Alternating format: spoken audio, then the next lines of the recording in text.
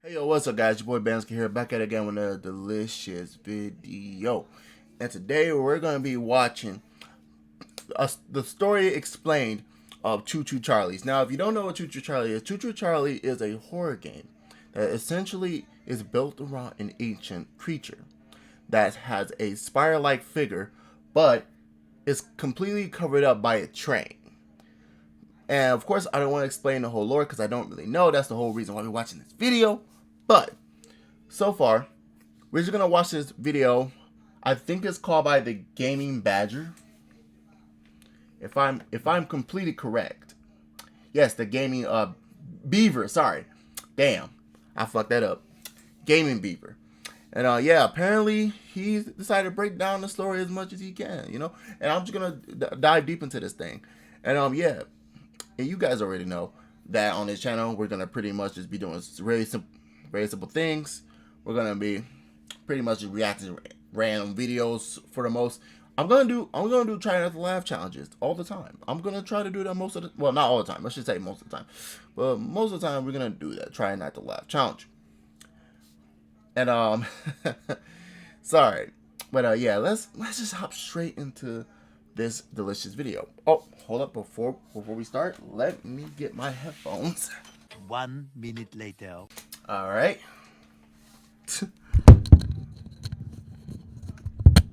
Sorry about that, ladies and gentlemen. But nope, but all that being said though, oh, you know what? Nope. I'm gonna plug it into my headphone here. But yeah, let's get into the lore. What is Choo Choo Charlie? If you're watching this video, chances are that you've probably heard or have watched videos on the Choo Choo Charles game. Maybe you've asked yourself the question, what is that? What even is that? Well, in this video, I'm going to explain the lore contained within the game, as well as explain where Choo Choo Charles came from. So buckle in, it's going to be a wild ride.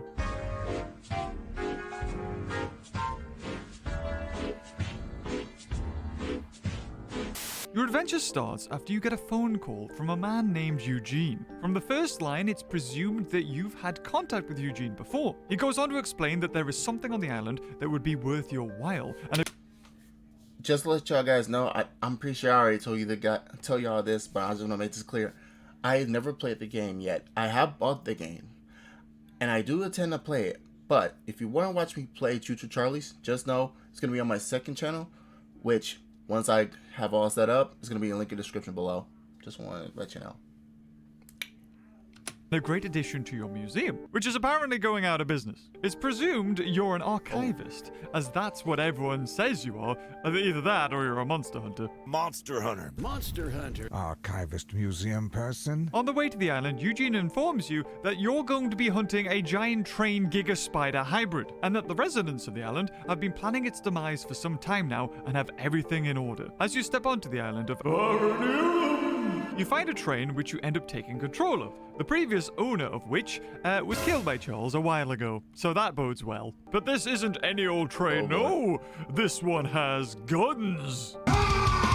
Oh, also on the dock, there's like an Easter egg of a guy who tried to leave and didn't get very far, so there's that then. After taking the train out for a quick spin, Charles shows up, killing Eugene and running off into the distance. And the rest of the game is really up to you. You talk to the residents of the island and they can give you scrap to upgrade your train or do missions to get different guns. Some of these residents really have no bearing on the plot, while others do. During your adventures on the island, you come to learn that there is a man in charge of the mining operation here called Warren, who everyone has some disdain towards. I've been wanting to see Warren's empire crumble for a long time. He also has people who work for him that the residents call crazies. These people, as it turns out, are wearing masks, not too dissimilar to Charles's face. However, it's never explained why they wear these masks, which has led to various theories on the matter. It could be because they worship their new train overlord, and therefore see the best way to worship him is to look like him. Now, all the normal residents on this island are held up in their homes, unable to escape for fear of running into Charles. But these crazies are seen walking around in various places outside in the open, and even whistling. So what I think is more... Hey, the way I see it, they're just having a good time. Sorry.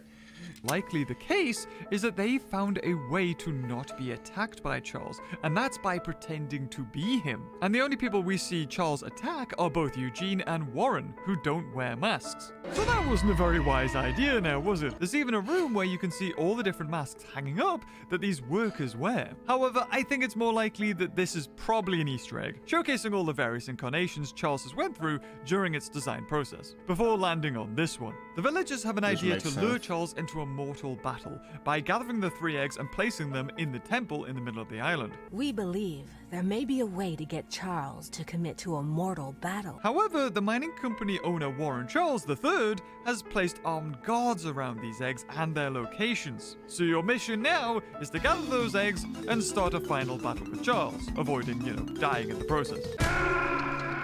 Early on in the game, a resident has you get something out of a chest that Warren's men have dumped. After opening said chest, inside is revealed to be an ancient tablet drawing, depicting humans battling with what looks to be a giant spider. And because it's literally called an ancient tablet, we can assume that this has happened a long, long time ago. And who else do we know looks like a spider? Yeah, hard to miss a minute. And what do spiders come out of? Yes, that's right. Eggs. See, we're getting somewhere already. Further down the line, we come across someone called Greg, and he tells us that Warren is protecting the 3 remaining monster eggs, and his theory is that Warren is raising an army of these Charles-like creatures to take over the world. He does, however, sign his name as Genius Extraordinaire, so I think we can all take this with a grain of salt. The more interesting thing to note here is that he explains that they have been harvesting the life essence from these eggs, and that's something that we'll come back to later. Another resident we come across is called Gale. He has a different take on Warren. Gale tells us that when they were using the prism to get this life energy extracted from the eggs, that was when Charles attacked them for the first time, saying that he grew ginormous and more monstrous on the energy. And because of this, Warren hid the eggs and ordered them to be protected, and he also ordered the evacuation of the island. He goes on to say that he thinks Warren might have plenty skeletons in his closet, but he can't help but think that Warren is looking out for them this time. Now, at this point, we have multiple conflicting opinions on Warren. However, Gale is the only one that seems to shine him in a generous or favorous light. But trust me, by the end of this video, it's pretty clear what kind of man Warren really is. And let's just say he's not opposed to having his own men killed. Another character we meet later, called Ronnie, tells us Warren never told anyone on the mainland about the mining operation here. He also never reported the cave-in that caused the death of some of his workers, and since then, he seems to have only focused on these eggs and Charles, not even— I ain't gonna lie, I need to stop. Yo, I might have to rethink my decision on getting this game. I ain't gonna lie. Matter of fact, pretty much I got to think about getting a refund. Refund. paying his workers. There are also notes scattered around the island, giving away major events in the story. A mine cave-in, extracting energy from eggs, a strange cavern. But before we uncover the entire story, there are some things I want to address in this game, because it breaks the fourth wall quite a lot. It has numerous references to other horror games and cliches. For instance, there is a mission in the game that has you hunt down pages stuck to lampposts while being pursued by a ghost. It's an obvious reference to Slender Man 8 Pages, and it's not the only game that's done that. There's also a stereotypical witch character brewing a stew, and a creature living in a swamp, very much a reference to the creature from the Black Lagoon. I don't feel that these components play a big part in any of the lore or story of Charles, but are more a product of the developer adding fun things into the game. Like, did you know that off the coast of the island there is a giant rubber ducky? Yeah, me neither. Not to mention a duck. Anyway, back to the plot. Now, after completing the game and searching the island for all the extra notes, I think I can safely say we have a much clearer picture on what happened here. And it all starts with Warren, the owner of the Charles Mining Company. From notes, we can ascertain that his business is very successful, and because of that, he's wealthy. So, why did he come to a tiny little island? Well, that's what the workers want to know too. And I think it's because he had heard there was something here, something more valuable than gold. A source of power, the eggs. Because Warren is in the business of digging mines for a living, it's very possible that he found this ancient tablet from a previous excavation. This is what could have led him to this location. But due to his secretive nature, it's quite obvious this was the reason he came here and didn't want to share his knowledge with anybody else. All of his team thought they were digging for gold, as seen in these notes. After arriving on the island, the team got to work. Some commented on how excessive this operation was and costly. Just taking all of the equipment to the primary mining location was crazy. The chances of finding gold here was minute, so it was an incredibly big risk for a business owner with a spotless record to take. A month into the operation, there were signs of a gold vein being found. However, workers were starting to grow suspicious. One wrote about the ruins above the ground and below and wondered if it was really gold, which was the reason they were here. And it was at about this time that the workers broke through into a lodge. But that's the thing I don't understand though. He wants to use these creatures in order to dominate the world, but yet he can't even control it. They're living beings that can't be controlled. Like they're not like normal animals that's harmless. This thing clearly has shown signs of being violent. But yeah, apparently he believes that there is some way he can control it. Wow. Man, if I were him, man, you're already rich and successful. Why would you need more power? Why would you need power? Why would you need to use this type of shit in order to dominate the world, knowing the risk is you get yourself killed in the process? Which is funny because he actually did. But oh my, I ain't gonna lie, I took out one of my headphones because this video give me so many chills. I gotta say, Gaming Beaver, you did an amazing job with this video. You give me absolute chills when you explain this story. I love the illustration and everything. But holy shit, this is a lot to take in right now. Cavern. Eugene, being the site manager at the time, feels uneasy about this place and writes a request for Warren to visit the site immediately, saying there's something strange here. Eugene would turn out to be correct, as this was the place where the first contact was made with the creature. Before them lay the treasure Warren had been seeking, harder than diamonds and with the ability to produce energy, these shimmering diamond-like eggs. So, just like a regular mining expedition, they placed down track and brought in trains and minecarts to transport the eggs to the surface. Unbeknownst to the workers, eggs weren't the only surprise this cavern had in store for them. From the shadows emerges a giant creature, a spider, the likes of which none of them have ever seen before. Towering above them, it starts attacking the miners. But the miners had also come prepared for this. Just like that ancient tablet foretold, Warren had brought guns with him. So, we can assume that they took aim and shot at this creature. Some workers lost their lives, and this giant spider-like creature did something none of them expected. It hid itself inside one of the mining company's trains. Weird, I know, but don't worry, it'll be explained. If we just take a look at Charles, it's quite clear to see that the train part of him isn't really doing anything. It moves because it has legs that are sprouting out. And even the cabin of the train is completely sealed shut. And I believe what's hiding inside there is that same giant spider that was found in the mines months ago. The spider used the train's metal exterior. Wait, okay. That is a really good question. How in the hell would it fit in? Unless the spider on the inner part, the actual spider's body is actually smaller than the train itself. Meaning that it found a way in because it probably squeezes itself in, like the train that you use as the main protagonist train. It's probably the similar type train, it's just with a different paint job. I think it's like the same type of train, since they came from the same company.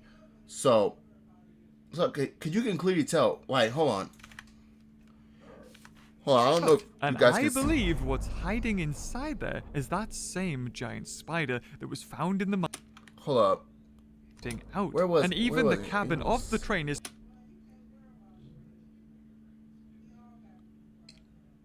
Wait. Yeah, same completely company, sealed shut. And I believe what's same design, just different paint Hiding job. inside there is that same giant spider that was found in the protect itself from their weapons, almost like a giant hermit crab would use a shell. And this explains why Eugene knew to shoot it in its face. He's not taking enough damage. Get some headshots. He had come up against this creature once To be before, honest, I would've went down for the in head by mines. default. We know that Charles is intelligent. Eugene's son writes that Charles deliberately avoids the wooden bridge because it knows that it's dangerous. So to use the train as protection from the gunfire is not a stretch of the imagination. Failing to stop the beast, as a last resort, the mine was collapsed, hoping to destroy the creature and the event written off as a tragic mining accident. With the eggs of power tantalizingly close, more entrances were created. One to the north and one to the east of that. Eventually, Warren managed to get to those eggs. They were then placed into the prism atop the ruins where a beam of energy erupted into the sky. And according to Greg, they did this for months. And just when everything seemed to be going according to plan, that creature that was found in the cave reappeared. And Charles was also able to harness the energy and grow bigger and more intimidating. This is where the majority of people first saw Charles. And from there, Warren hid the eggs far apart from each other, stopping anything like this happening again. But the residents took things into their own hands, and well, you know the rest. So you might be asking if it's a Wait, hold on, I'm confused. So they did this before in order to harness his power, and it keeps appearing and taking its power to become stronger? Because that wouldn't make any sense.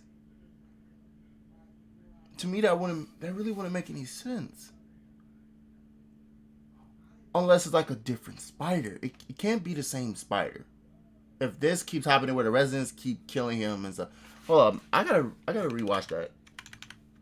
I gotta rewatch that explanation. The prism atop the ruins were more entrances were created, one to the north and one to the east of that. Eventually, Warren managed to get to those eggs. They were then placed into the prism atop the ruins where a beam of energy erupted into the sky. And according to Greg, they did this for months. And just when everything seemed to be going according to plan, that creature that was months. The miners spent months using the temple prism to suck the energy out of the eggs. So they've been doing this for a while. And just when everything seemed to be going according to plan, that creature that was found in the cave reappeared. And Charles was also able to harness the energy and grow bigger and more intimidating. Okay, so I think pretty much what he's saying is that he used to suck the energy out of the eggs and been doing it for months, which in the explanation probably means that Charles had never interrupted any of those rituals. But this one in particular with our main character, Charles ended up showing up for the first time during one of these distractions. And this is where they learn that through the power of these eggs,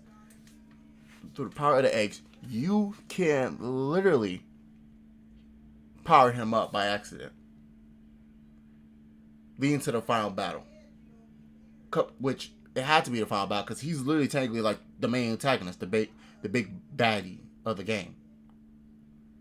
So I'm pretty sure this has to like be where he becomes super strong. You have to fight off against him at the end and take him down for good.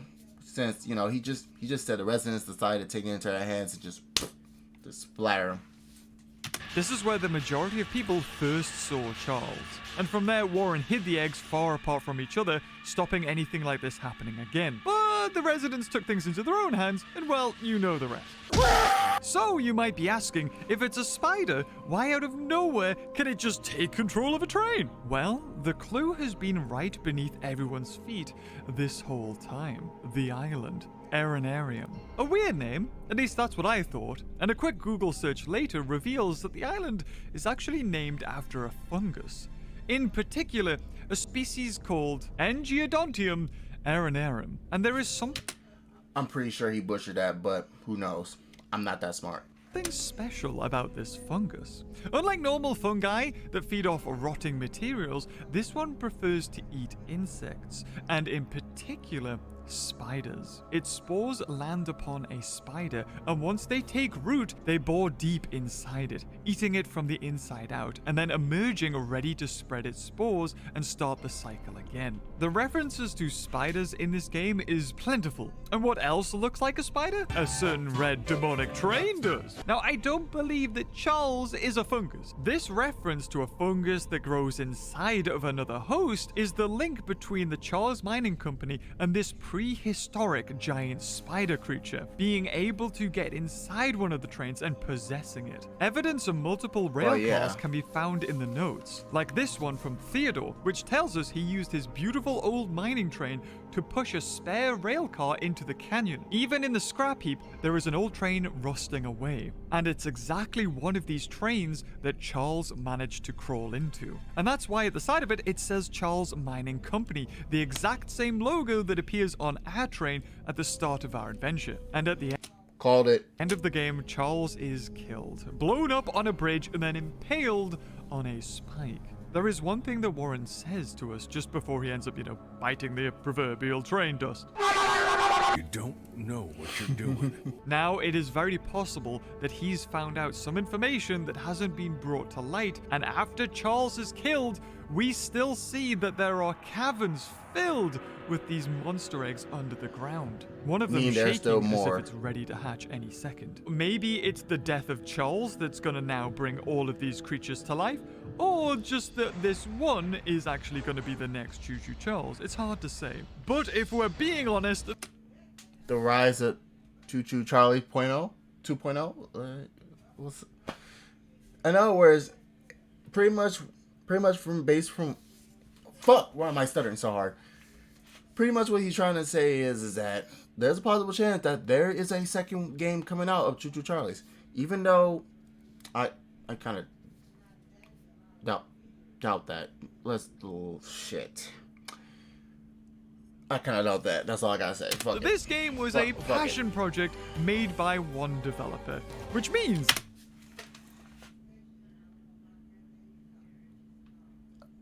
not exactly what I was thinking, but okay.